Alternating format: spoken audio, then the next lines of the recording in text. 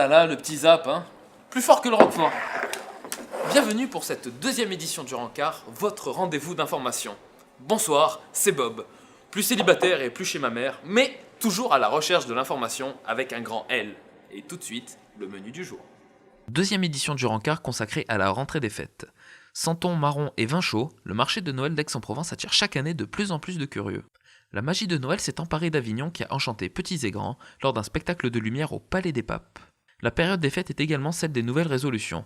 Pour ceux qui voudraient créer leur entreprise, il existe de nouveaux fonds d'investissement dédiés aux startups. Top 5 des films les plus rediffusés à Noël, films qui ont marqué Noël 2013 et succès à venir en 2014, WhatsApp parle cinéma. Enfin, Noël a été riche en vidéos insolites qui ne reflètent pas toujours l'esprit de joie et de partage si caractéristique de cette époque. Rien que pour vous, l'équipe du Rencard est partie loin de ses bases en direction d'Aix et d'Avignon. Tout de suite, les images.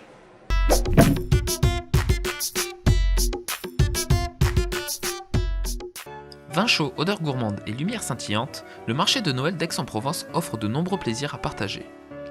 Comme chaque année pendant les fêtes, le cours Mirabeau a accueilli une cinquantaine de chalets d'artisans et de commerçants. Les piétons ont ainsi pu flâner et en ont profité pour faire leur shopping de Noël dans une ambiance chaleureuse et conviviale. Sans oublier les fins gourmets qui ont découvert de nouveaux mets gastronomiques et goûté certains produits locaux.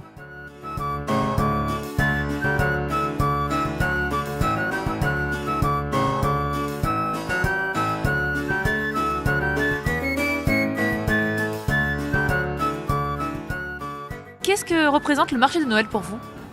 Ça représente une vitrine.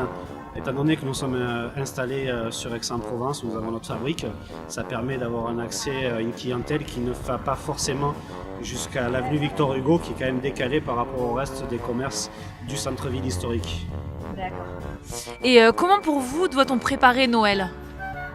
Il y a deux façons. Nous, on est commerçants, donc c'est vrai qu'on a besoin de faire un chiffre d'affaires, mais à la fois ça doit rester aussi une fête, c'est quelque chose de loisir, de familial. Et pour vous, dites-nous, qu'est-ce que la magie de Noël ? C'est le partage, c'est l'échange, c'est la famille, c'est avoir notre regard sur les autres et essayer d'être moins individualiste. Et en 3 mots, la fête de Noël ? Pour moi, ce serait le chiffre d'affaires. C'est mes vacances pour l'année qui arrive, donc forcément. Et puis c'est les enfants, c'est les cadeaux.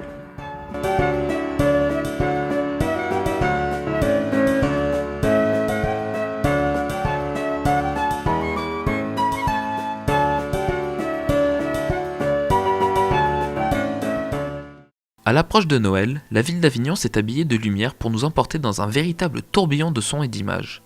Le Palais des Papes a ainsi revêtu son plus bel habit féerique à l'occasion du spectacle proposé par Avignon Tourisme et Cofeli Ineo. Chaque soir, du 28 novembre au 1er décembre entre 10... C'est vraiment impressionnant, hein ? Ah, c'est l'heure de mon premier rendez-vous avec Samia l'exploratrice. Et je sens que je vais conclure ce soir. Samia, Samia l'exploratrice. Bonsoir Samia, et avant de commencer, je vous souhaite une excellente année 2014. Bonsoir Bob, merci également, une excellente année à vous. Merci. Bon alors, quelles sont les résolutions à prendre pour cette année ? Eh bien, la résolution à prendre cette année, c'est de lancer sa start-up. Déjà, avez-vous entendu parler de Provence Business Angels ? Non, ça me dit rien. Eh bien, figurez-vous que ce réseau d'une cinquantaine de membres, très axé sur l'entrepreneuriat, a pour but de financer et d'accompagner les jeunes entreprises de la région. Mais c'est vachement bien ça, je sais pas du Exact. tout. Créé il y a maintenant 5 ans, il aide les jeunes entreprises de la région à se positionner sur le marché. Alors vous aussi, si vous êtes jeune entrepreneur et détenez le projet du siècle et rêvez de lancer votre start-up, regardez le reportage qui va suivre, c'est fait pour vous. Pour aider les créateurs d'entreprises et les porteurs de projets à se lancer sur le marché, ce sont des associations telles que Provence Business Angels Investissement qui se sont fixées un but bien précis, favoriser le développement du territoire et la création d'emplois. En collaboration avec des fonds d'investissement de la région tels que PAC Investissement, c'est grâce à la mutualisation de la compétence de ses membres que le réseau PBA prend tout son sens. Mais suite à de nombreux appels, nous n'avons pas pu avoir un rendez-vous avec cette dernière. Alors, nous nous sommes tournés vers une autre association appelée Méditerranée Investissement. Nous avons eu l'opportunité d'obtenir une interview du président de cette association. Alors nous voici à Nice, donc au centre d'affaires Poincaré. Je suis en compagnie de José Massol, qui est le président de Méditerranée Investissement. Bonjour. Bonjour. Alors dites-nous tout d'abord en quoi consiste cette entreprise Méditerranée Investissement. Alors Méditerranée Investissement est le réseau des Business Angels de Nice-Côte d'Azur. C'est une association, comme tous les réseaux de Business Angels. Nous regroupons une trentaine de Business Angels qui, principalement des Alpes-Maritimes ou de l'Est du Var. Et nous nous intéressons aux jeunes entreprises innovantes qui ont besoin de fonds et d'accompagnement. Donc la caractéristique de l'intervention des Business Angels, c'est de se regrouper pour investir et accompagner des jeunes entreprises innovantes. Afin d'illustrer le mode de fonctionnement des investissements, nous sommes allés rendre visite à une tout jeune start-up nommée Biopréserve, située à Grasse. Alors nous voici dans la salle de réunion à l'intérieur de la pépinière d'entreprise Innova Grasse. Je suis en compagnie de Thierry Lacour, qui est le président de la jeune start-up Biopréserve. Bonjour Thierry. Bonjour. Alors dites-nous tout d'abord, quel est votre rôle et les objectifs que veut atteindre Biopréserve? Mon rôle, c'est de diriger et de pérenniser l'entreprise, je dirais. C'est une jeune start-up, donc se faire connaître. 2, voir s'il y a vraiment un besoin du marché correspondant à l'idée qu'on a de l'entreprise qu'on est en train de bâtir. Et 2, si ce marché est pérenne.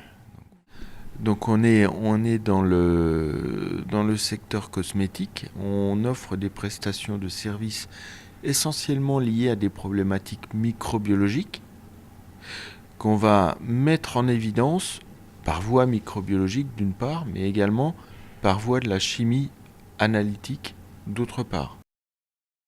La difficulté, soyons clairs, c'est l'argent, trouver l'argent pour débuter, sachant qu'on n'est pas sûr d'avoir des clients.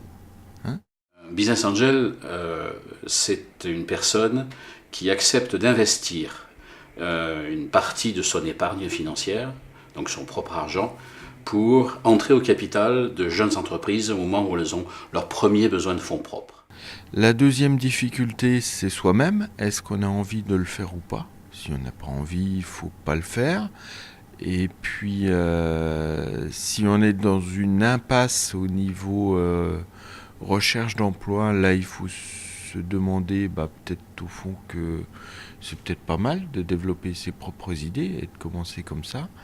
Et puis ensuite, il y a les gens qui nous entourent aussi. Moi, j'ai une famille. C'est une troisième difficulté.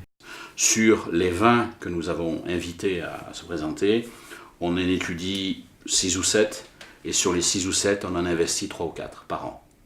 C'est à peu près le filtre habituel qu'on a dans ce métier d'investissement à risque, dans la phase d'amorçage des entreprises. Et donc du coup, quels conseils vous donneriez à des jeunes étudiants ou des personnes qui souhaiteraient lancer leur propre entreprise, donc dans n'importe quel secteur? S'il y a un conseil à donner, c'est d'abord avoir une expertise technique solide, avoir une vision d'un besoin évident ou un besoin caché, et ensuite vérifier si ce besoin est réel ou si on l'a simplement imaginé dans notre tête et que l'idée n'est pas assez mature ou que l'idée est trop en avance par rapport à son temps. C'est des choses qui arrivent aussi.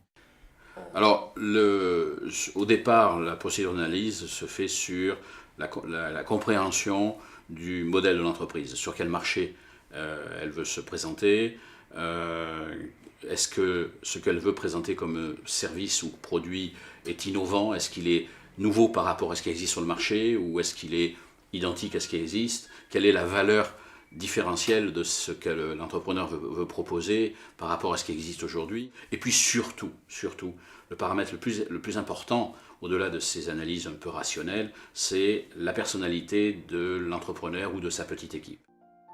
Depuis sa création, Méditerranée Investissement compte une trentaine de business angels et a investi environ 2 millions d'euros. C'est donc une alliance gagnante pour les jeunes startups et les entrepreneurs dont l'aventure peut enfin commencer avec des perspectives très prometteuses.